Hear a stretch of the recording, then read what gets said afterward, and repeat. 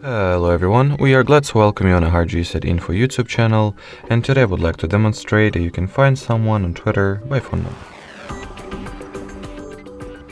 So, the first step to take is to make sure that the phone number that you would like to use to search someone up is added into your contacts list.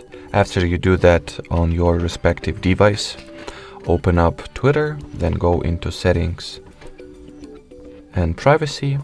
In here, go for the privacy and safety category. Onwards, enter discoverability and contacts section, and over here make sure that the sync address book contacts option is turned on. And from now, at the same page, you will be able to find somebody or whoever is the person that you wanted to search their Twitter account up through the phone number. You'll have the list right over here. Alrighty, so that would be it for this video, guys.